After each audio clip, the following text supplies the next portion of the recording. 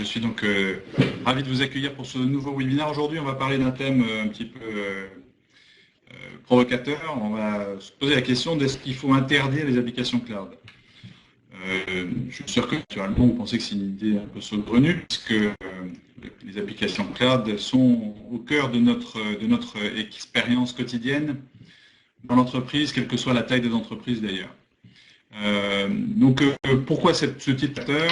Eh bien parce que il est assez évident que vos utilisateurs n'attendent plus la permission de l'IT, ou votre permission si vous êtes responsable de l'IT ou de la sécurité dans votre entreprise, pour s'approprier l'outil informatique, faire des choses de manière assez naturelle sans forcément demander l'autorisation ou sans se poser des questions assez importantes du type de celles qui concernent la confidentialité des données et la sécurité globale de votre système d'information. Donc cette tendance générale que l'on observe depuis de nombreuses années et qui, voilà, aujourd'hui on parle beaucoup de Shadow IT, il y a quelques années on parlait de Bring Your Own Device, c'est la même tendance à la démocratisation en fait, de l'IT qui devient un outil utilisé par tout le monde. Donc ce que je vous propose de faire aujourd'hui, c'est d'essayer de comprendre les risques qui sont liés spécifiquement aux applications cloud, afin de comprendre ce qu'il convient de faire. Pour bien comprendre le problème, on va essayer de regarder quels sont les enjeux et décider si, de fait, on peut faire quelque chose pour éviter les soucis. Alors, les points que je vais couvrir pendant cette présentation, c'est quels sont les risques qui sont liés à l'utilisation incontrôlée d'applications cloud, pourquoi il faut protéger des applications qui sont considérées comme critiques, pourquoi ne pas faire confiance aux éditeurs de logiciels, ceux qui fournissent des solutions dans le cloud, ou faut-il leur faire confiance, peut-on sécuriser le Shadow IT sans faire exploser ses coûts, et enfin, parce qu'il faudra ensuite vendre la sécurité dans le cloud, la sécurité des applications cloud à ces fameux utilisateurs, qu'est-ce qu'ils peuvent en retirer comme bénéfice. Donc, dans une première partie, on va essayer d'évoquer ensemble les enjeux pour être sûr qu'on parle bien de la même chose. De quoi s'agit-il? Les applications cloud, grossièrement deux catégories, parce qu'il faut essayer de rationaliser les choses. Il y a celles qui sont utilisées aujourd'hui dans l'entreprise, qui sont approuvées, qui sont sélectionnées par l'IT, par l'entreprise, de manière consciente, réfléchie, avec une prise en compte de l'analyse de risque.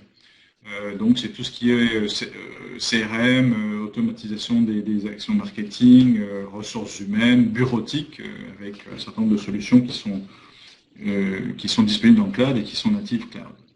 Et puis il y a aussi toutes les applications qui sont, on va dire, utilisées, bon an, mal an, par les utilisateurs à titre personnel ou à titre professionnel, mais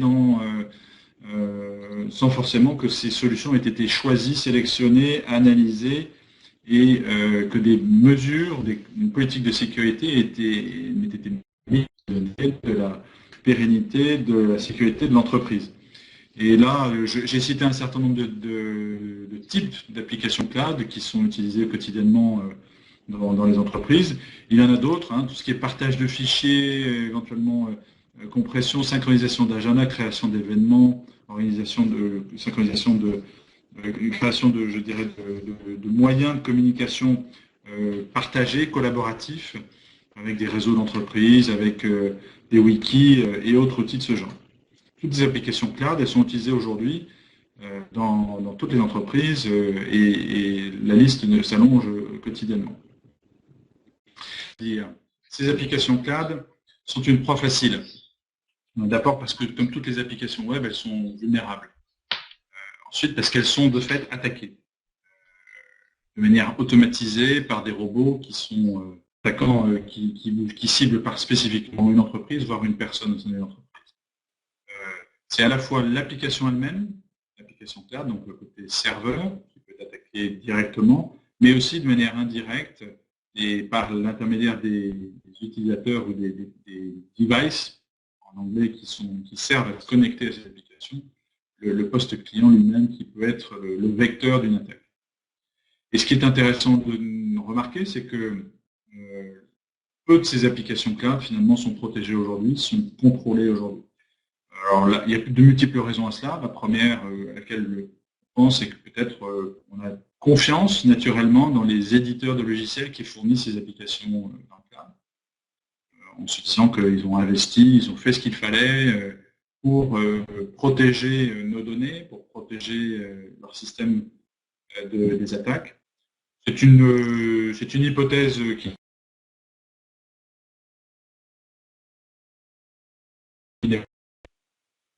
L'autre raison, ça peut être qu'on a une mauvaise appréhension des risques qui se posent. Ça peut être le cas si on estime que les solutions de sécurité traditionnelles qui sont déployées dans notre système d'information suffisent à prévenir des attaques ou des risques dont on va parler. Et puis enfin, peut-être aussi que certains d'entre vous ont décidé d'investir dans une protection efficace des applications, mais en se limitant d'un point de vue périmètre aux applications les plus critiques. Donc, considèrent qu'aujourd'hui, ils n'ont pas encore identifié le moyen d'offrir une protection pour l'ensemble de leurs applications cloud, y compris celles qui sont, on va dire, moins critiques. Alors, face à cela, il faut bien comprendre que la menace est réelle. Et là, il ne s'agit pas de faire peur, mais juste de comprendre un petit peu de quoi il s'agit. Je l'ai déjà évoqué tout à l'heure, la moitié du trafic mondial est automatisé. Et cette tendance va plutôt à l'augmentation. C'est-à-dire qu'on s'approche plutôt d'un monde, et parfois pour certains sites web ou certaines applications, c'est une très grande majorité du trafic qui est automatisé. L'automatisme en soi n'est pas mauvais, il y a des bons automates, des bons robots, ceux qui permettent de référencer nos sites, de nous permettre de trouver de l'information. Mais il y a aussi une part non négligeable, comme vous pouvez le voir sur ce schéma, des robots qui sont malicieux par nature, parce qu'ils cherchent de l'information sur les vulnérabilités, ils cherchent à aspirer du contenu, ils cherchent à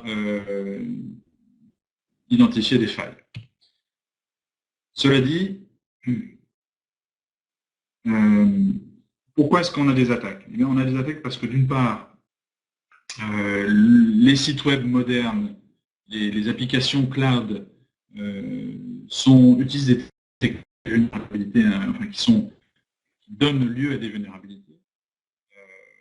Il n'y a pas d'application qui soit à tout jamais sécurisée avec aucune vulnérabilité exploitable.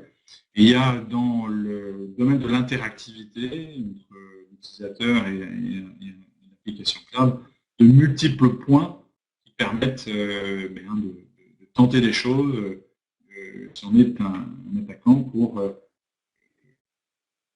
rendre l'application indisponible, pour voler des données, pour identifier, pour absorber des cookies, des éléments d'identification de l'utilisateur. Et enfin, il faut bien dire que la menace vient aussi de l'exploitation de la naïveté humaine. Quand je parle de naïveté humaine, je parle à la fois de l'utilisateur final, mais aussi peut-être aussi des exploitants de ces applications, des personnes qui prennent des décisions de mettre en œuvre des applications cloud, qui ne sont pas forcément conscients au moment où ils le font, que ces applications ouvrent un certain nombre de questions en termes de sécurité, de vulnérabilité, qu'il faut pouvoir contrôler la façon dont ces applications sont utilisées. On risque de perdre des données.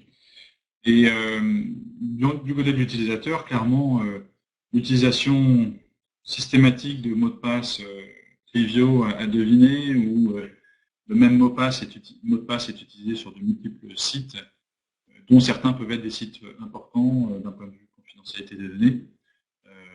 Et tout ce qui concerne le social engineering, c'est-à-dire la capacité des attaquants à exploiter une information qu'ils auront pu attraper sur un site quelconque, un site peu critique, mais concernant nos identités, va pouvoir être utilisé pour atteindre des objectifs qui sont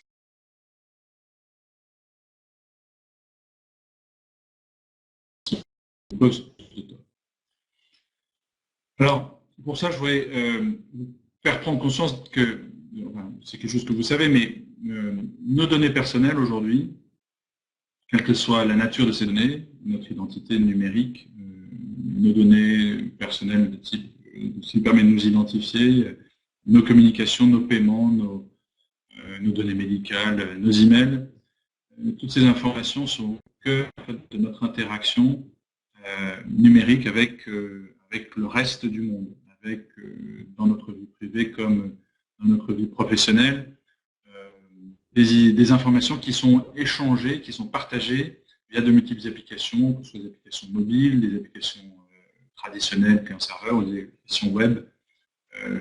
Et toutes ces données, en fait, qui nous servent, qui nous rendent la vie facile, qui sont partagées pour nous rendre la vie facile, en fait, sont aussi de plus en plus échangées à notre insu, sauf si on a bien lu les clauses de confidentialité et les conditions d'utilisation des différentes applications, mais peu d'entre nous le font, dans un contexte d'interconnexion des applications dans le cloud, tout ça dans le but de nous faciliter la vie, mais avec un certain nombre de conséquences qui fait que si jamais l'une de ces applications, l'un de ces éléments d'identification est acquis par un hacker, eh bien, il va pouvoir utiliser cette information à de multiples fins sur le reste de notre périmètre. Donc, à ce stade, je voudrais juste rappeler 2-3 choses que vous savez sûrement, mais les attaques de type applicatif, donc les attaques qui visent nos applications cloud, peuvent être ennuyeuses au sens qu'elles nous empêchent, elles nuisent à notre productivité, voire elles peuvent aller jusqu'à des conséquences très graves pour la productivité et le savoir-faire de l'entreprise. Je prends juste quelques exemples. Donc, la partie visible de l'iceberg, ce qui fait que généralement les responsables s'inquiètent un tout petit peu de cybersécurité, c'est la perte de confidentialité, la perte de compétitivité parce qu'un concurrent aspire ainsi. La réputation de l'entreprise est en jeu parce que les utilisateurs ne peuvent plus se connecter.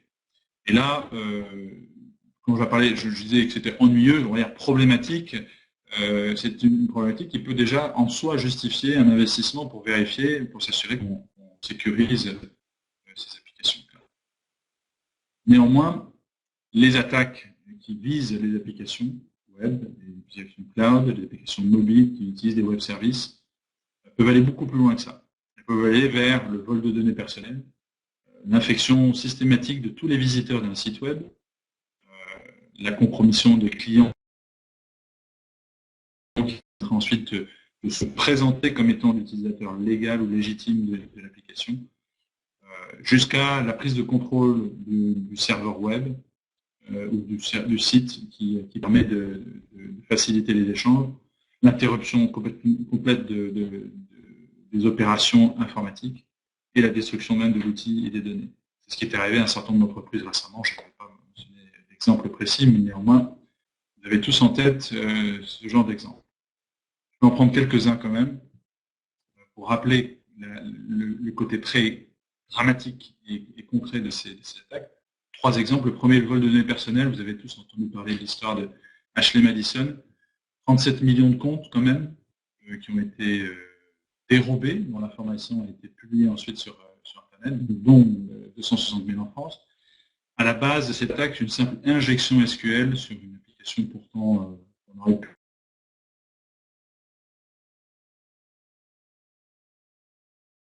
du principe par défaut qu'on peut faire confiance aux fournisseurs de solutions, avec des conséquences qu'on connaît qui ont été jusqu'à des suicides malheureusement.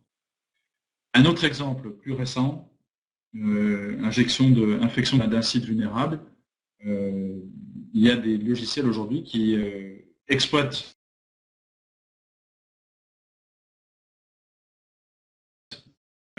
pour installer des malwares qui ont pour objectif d'extraire des rançons.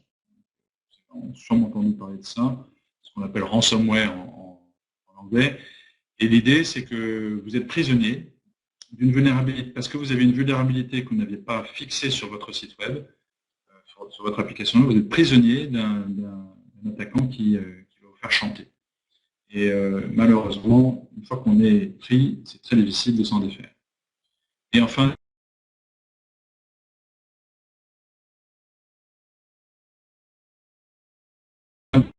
ce qui est arrivé à un certain nombre de célébrités qui utilisaient les services d'Apple, iCloud, pour partager un certain nombre d'informations avec leurs fans, lesquels ont pu aller bien au-delà de leurs espérances, parce que l'attaque a permis, l'attaque sur un des éléments de l'infrastructure, donc une application iCloud, c'est une infrastructure sérieuse, un peu une société sérieuse. Néanmoins, il y avait une vulnérabilité sur l'API qui permet d'accéder à ce service. Cette vulnérabilité a permis à des attaquants d'accéder à des informations, de récupérer des identifiants de passe et de diffuser l'information, de se faire un petit peu de publicité au passage. Voilà, ces trois exemples, juste pour vous montrer que la réalité des attaques, Medicine et autres, peut avoir des conséquences importantes et qu'on ne peut pas partir du principe, ou plutôt il faut partir du principe que nos données, y compris nos données privatives, nos données d'identité, doivent être sécurisées dans le cloud. Il ne faut pas partir du principe que tout est parfait dans le monde du cloud sous prétexte que ce sont des professionnels qui sont là. Maintenant, je vous propose de passer dans une deuxième partie pour évoquer ce qu'il est possible de faire pour contrôler et sécuriser l'accès aux applications cloud dont on vient de parler. Alors, de fait, deux alternatives. La première, c'est celle que nous voyons adoptée par de nombreux comptes, grands comptes ou comptes moyens, c'est la mise en place dans leur système d'information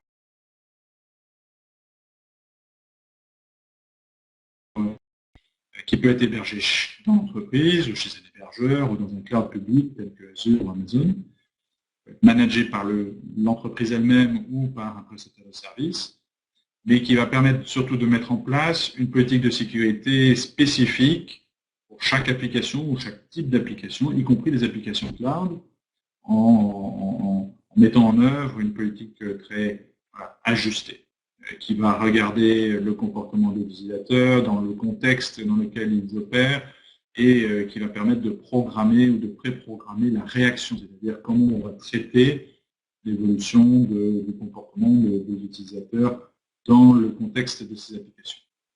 Ça, c'est une solution qui existe, c'est des solutions qui sont très très performantes, qui représentent le cœur de l'activité de l'innovation.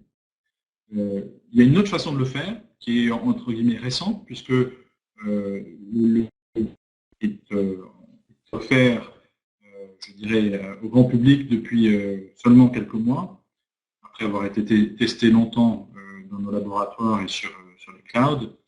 C'est une solution cloud conçue pour sécuriser l'accès au cloud. Alors, elle permettra aussi de sécuriser l'accès à des applications qui ne sont pas cloud. Néanmoins, l'idée principale, c'est d'utiliser la puissance du cloud pour favoriser la mise en œuvre d'une solution qui permet de sécuriser l'application. Donc, ce que ça veut dire, c'est que nous avons, en utilisant les mêmes technologies, nous avons simplifié en fait la gestion de la sécurisation de ces solutions de sécurité de pare-feu applicatifs web d'entreprise pour les rendre accessibles et pour en réduire le coût de possession, afin qu'elles soient, je dirais, adaptées aux défis de la sécurisation des applications cloud non critiques, celles dont on parlait tout à l'heure, plus ciblées, disant le cœur de votre système d'information. Alors, je vais vous parler aujourd'hui beaucoup de Cloud Protector. Donc, on va évoquer ensemble les 6 caractéristiques principales de Cloud Protector autour de la sécurité, de la simplicité, de l'élasticité, de la performance, du contrôle qu'il vous offre et de la confiance, qui sont les systèmes que nous avons déployés ou développés au moment de la conception de ce produit. Sécurité. Premier point fort de Denial historiquement, parce que nous sommes une entreprise qui a 15 ans d'existence et qui sommes spécialisés dans ce domaine. Qu'est-ce que nous avons fait? Bien, en fait, nous avons packagé, nous avons défini à partir de notre expérience pour les services des grands comptes, des politiques de sécurité prédéfinies, automatisées, entre guillemets, qui vont mettre en œuvre un certain nombre de technologies, d'augmenter, d'optimiser l'efficacité de ces politiques sans créer de faux positifs. Les faux positifs, c'est ce qu'on appelle une erreur, donc c'est un blocage indu de l'utilisateur, c'est-à-dire qu'on l'a bloqué alors qu'on n'aurait pas dû bloquer. Donc on a optimisé des combinaisons de ces différentes technologies pour avoir 3 politiques de sécurité prédéfinies, sur lesquelles je reviens dans un instant, qui permettent de créer une bonne efficacité, bonne sécurité, sans nécessairement bloquer ou risquer de bloquer les utilisateurs. Et ces politiques de sécurité prédéfinies sont efficaces contre la majorité des attaques courantes, y compris ce qu'on appelle les attaques 0D, c'est-à-dire les attaques qui ne sont pas répertoriées, pour lesquelles on n'a pas déjà ce qu'on appelle une signature. Les signatures étant un des moyens utilisés par le service pour bloquer les attaques, mais pas le seul moyen. Et donc, cette capacité à vous protéger contre les attaques qui ne sont pas encore référencées, c'est un point très important. Il est à noter aussi que ces politiques, elles sont assez efficaces contre les techniques d'évasion, c'est-à-dire les techniques qui donnaient en fait les protections que vous mettez en place, telles que Cloud Protector. On rentre un petit peu dans les considérations très techniques dans ce domaine, mais si ça vous intéresse, on pourra vous donner plus de détails. Donc, qu'est-ce que ça veut dire la sécurité? Ça veut dire que en mettant vos applications cloud derrière Cloud Protector, vous aurez une visibilité sur le nombre d'attaques bloquées, la nature des attaques, et cette information pourra vous permettre, pour vous ou pour le reste de votre entreprise, pour le management de votre entreprise, de comprendre, de mesurer la réalité de la menace, de la cybermenace, et éventuellement de prendre des mesures qui permettent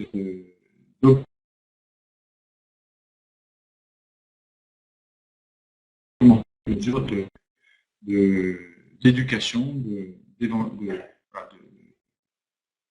d'augmenter la prise de conscience par les utilisateurs des risques que l'entreprise court du fait de l'utilisation de ces applications. Deuxième point, la simplicité. Alors là, eh bien, je l'ai déjà évoqué, mais ce que nous avons fait, c'est de faire en sorte que toutes ces technologies que Denial a développées depuis 15 ans soient facilement soient mises à votre disposition sans vous obliger à rentrer dans les détails techniques. Donc concrètement, ça fonctionne très simplement. Vous allez, au moment de vous inscrire, choisir un plan, un type de plan qui correspond à différents budgets et besoins. Et il suffit de choisir en fait le niveau de la sécurité que vous souhaitez obtenir, la fréquence des rapports, parce que le service vous fournit des rapports. Ensuite, il suffit de rediriger les flux vers Cloud Protector d'abord, pour qu'ils reçoivent, que ça récipiendaire de toutes les demandes d'accès aux applications cloud, de charger les certificats qui permettent d'assurer la sécurité des flux. Et tout ça, c'est automatique. Ensuite, vous n'avez plus rien à faire. Le service s'occupe à la fois de sécuriser les flux, mais aussi d'en accélérer, de faire ce qu'il faut pour que l'expérience utilisateur soit parfaitement indolore. Alors, ici, vous avez deux copies d'écran de la partie configuration. Vous voyez que c'est très très simple. Dans le premier temps, on va choisir est-ce qu'on veut une sécurité standard, avancée ou élevée, les 3 niveaux de sécurité dont je parlais tout à l'heure, sachant que les 2 premières sont optimisées, très optimisées, qu'il y a très peu de faux positifs ou aucun faux positif. C'est la dernière, la plus élevée, qui pourrait éventuellement induire un certain nombre le dernier écran, la configuration SSL qui vous permet de charger, d'uploader dans le service vos certificats ou les clés privées qui permettent à Cloud Protector de gérer votre site, vos applications cloud, y compris lorsqu'elles sont en mode chiffré, donc avec HTTPS. Là, une illustration de ce qui se passe quand on a redirigé les flux vers Cloud Protector. Au lieu d'adresser directement le site ou l'application Cloud, eh bien, les flux vont d'abord passer par Cloud Protector, qui laissera passer tous les visiteurs légitimes, mais qui bloquera bien entendu les attaquants. Et puis le dernier point sur la simplicité, c'est que la gestion des faux positifs éventuels, on a intégré ça de manière très très simple. Vous allez avoir deux temps. Le premier temps, c'est l'utilisateur, lorsqu'il est bloqué, va avoir ce genre d'écran s'afficher. Et s'il estime qu'il a été bloqué de manière indue, il peut demander en fait un accès. Lequel accès vous est envoyé dans l'alerte journalière ou hebdomadaire que vous recevez, que vous avez configuré.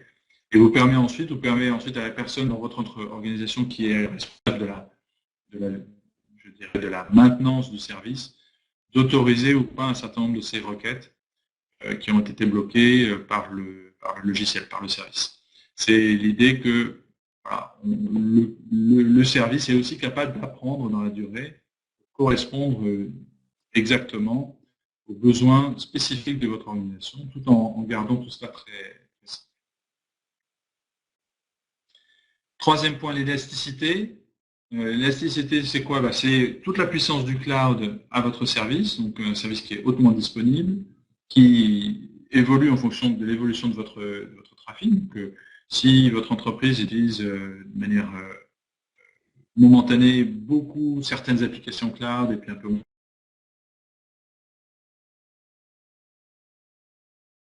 moins, qui varie dans le temps, le service est scalable, il est capable de s'ajuster automatiquement.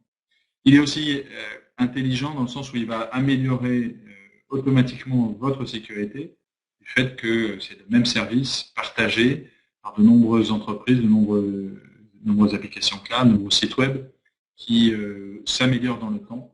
Et enfin, comme c'est une solution native cloud, on a aussi complètement intégré cette philosophie dans la tarification, et comme vous allez voir dans un instant, à la fin de cette présentation, vous pouvez payer mensuellement, vous pouvez modifier votre abonnement, la nature de votre abonnement, ou l'interrompre à n'importe quel moment. C'est vraiment dans cette philosophie-là que nous avons conçu le produit. Quatrième point, la performance. La performance, c'est quoi? C'est puisque nous sommes entre vos utilisateurs et puisque Cloud Protector est entre vos utilisateurs et les applications, l'expérience des utilisateurs en termes de compression et de cache, et aussi pour optimiser les coûts, faire en sorte que votre bande passante soit la plus utilisée possible.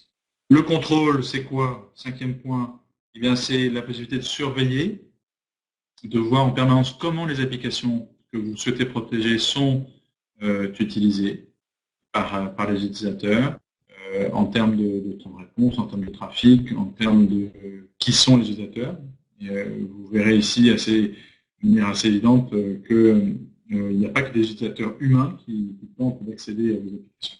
Et c'est aussi la possibilité pour ceux d'entre vous qui auront choisi d'intégrer ce service dans une configuration un peu plus industrielle, de complètement configurer le produit de manière automatisée avec des API, avec une API qui est publiée, qui est disponible dans le plan business. L'identité des deux fournisseurs ou des deux partenaires qui ont coopéré pour la création de ce service et pour sa mise à votre disposition. Denial, bien entendu, une entreprise française qui a 15 ans d'expertise dans la sécurité, qui est reconnue par les analyses du marché comme visionnaire, qui est certifié et qualifié par le gouvernement français, mais aussi par d'autres entités qui représentent les utilisateurs. Et Telehouse, notre partenaire pour ce service, qui est une société non soumise comme nous au Patriot Act américain. Donc vos données sont hébergées en France et elles ne sont pas soumises aux requêtes d'un éventuel juge. C'est une entreprise Telehouse, qui a de multiples sites, de data centers en France, qui est certifié et qui est vraiment un partenaire de confiance. C'est une Cloud Confidence qui veut promouvoir la sécurité et de vos données dans le cloud. Alors, on a vu les 6 caractéristiques principales du service. Je vais vous parler un petit peu des prix. Vous trouverez tout ça sur le site web lui-même. Donc, 3 niveaux de plan. Le plan personnel à 29 € par mois, qui intègre toutes les fonctions de base du service, avec une politique de sécurité qui est optimisée pour bloquer la plupart des attaques sans créer de faux positifs. Le plan professionnel à 49 € par mois permet d'ajouter la terminaison SSL si vous avez votre application utilise SSL, la personnalisation d'un certain nombre de règles, la gestion des exceptions. Et enfin, le plan business pour les entreprises qui ont un besoin plus important, à la fois parce que les risques sont plus importants, une politique de sécurité maximale qui intègre des fonctions plus avancées qui peuvent être source de blocage intempestif, de ce qu'on appelle des faux positifs, et donc qui permet aussi d'automatiser les choses avec l'accès à l'API. Dans les 3 plans, vous avez un niveau de bande passante différent qui correspond à peu près aux besoins des différents types d'utilisateurs. Si vous êtes une très grande entreprise, une entreprise qui a de multiples applications cloud, de multiples sites qui ont besoin d'être protégés, nous serons heureux de créer pour vous un site, une tarification ad hoc qui est dégressive. Alors, j'ai un message, une demande de Jacqueline, merci de remettre le slide précédent. Est-ce que vous voulez me dire lequel, madame, s'il vous plaît? Est-ce qu'il s'agit de celui-ci? Sur ce que je vous propose, je reviendrai sur votre question tout à l'heure. Je vais poursuivre le déroulement.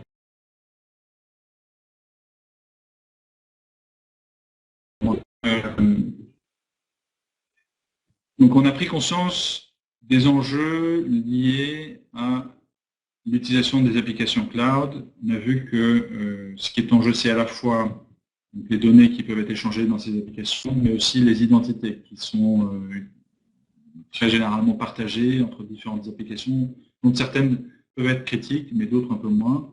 Et donc, la nécessité d'avoir une politique de sécurité cohérente qui englobe la totalité du système d'information, y compris des applications qui ne sont pas forcément sélectionnées et pour lesquelles on n'a pas fait une évaluation rigoureuse des risques. Si on veut avancer, il va falloir obtenir l'agrément ou l'accord des utilisateurs. Alors, il y a souvent des résistances qui peuvent, si les changements qu'on veut, aura malheureusement un contournement de la politique. Là, la réponse, elle est simple. Le service Cloud Protector qu'on vient d'évoquer, par simple redirection des flux, il est relativement, il n'y a aucune conséquence pour les utilisateurs. Donc, ils pourront continuer à utiliser leurs applications cloud préférées. Après, il faudra bien entendu mettre en avant les avantages en termes de risque sur la confidentialité des données, sur le contrôle des identités, sur le fait que vos identités, les identités des utilisateurs ne seront pas exploitées, ne seront pas volées et exploitées par des malveillants.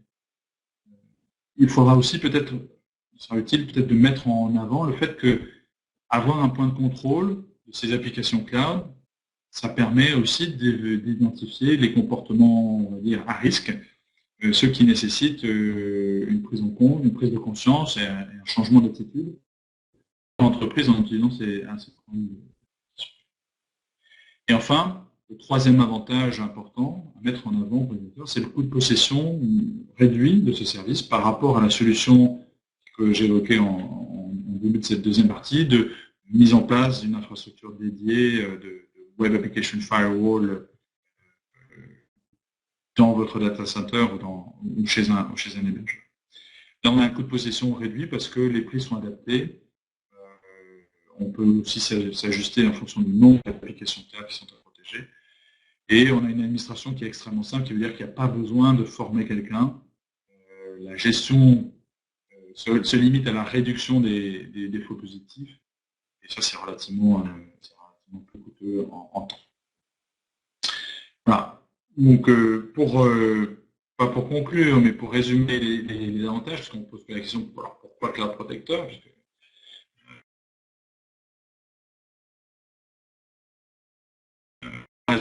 laquelle c'est un bon choix. D'abord, c'est une sécurité avancée. Dinayo est connu pour son expertise dans le domaine et a fait en sorte d'allier des techniques innovantes, récentes, avec des technologies prouvées qu'on retrouve chez d'autres. Mais c'est la combinaison unique de ces différentes technologies, signature, heuristique, analyse grammaticale, qui permet d'obtenir un niveau de sécurité vraiment optimal. Tout ça rendu accessible, donc avec un effort de facilité. Il n'y a aucune installation, bien entendu. Il y a une configuration qui est ultra simplifiée.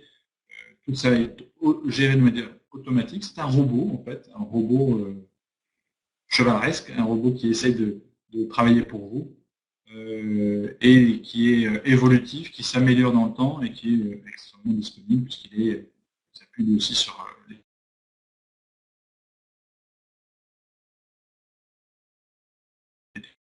qui est peu onéreux. Et enfin, c'est une solution qui est déployée dans un cloud de confiance, hébergée dans un cloud souverain européen, fruit de la collaboration entre deux entreprises, Denial et Telehouse, qui ne sont pas des entreprises américaines soumises au diktat des juges américains dans le cadre du Patriot Act ou du Freedom Act. Et donc, en résumé, avant de prendre vos questions, la sécurité dans le cloud, tel que le fournit Cloud Protector, c'est quoi? C'est un facilitateur de business. Il ne s'agit pas de contraindre l'utilisateur à ne pas faire ce qu'ils ont envie de faire. Il ne s'agit pas d'interdire les applications cloud, puisque c'était le thème un peu du clin d'œil de mon introduction. Mais il s'agit de permettre aux utilisateurs d'utiliser les outils d'aujourd'hui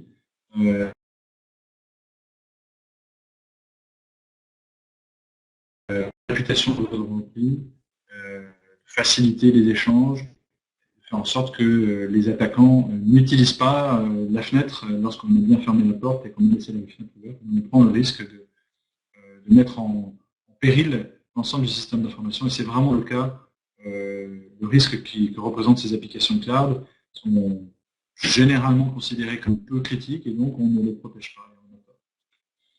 Et enfin, donc, cette solution s'applique bien entendu aux applications cloud, c'était le sujet d'aujourd'hui, et à l'ensemble de vos applications web, y compris aux web services éventuellement utilisés par des applications mobiles qui permettent, encore une fois, à tout un chacun aujourd'hui d'être productif et de travailler en bonne intelligence avec d'autres.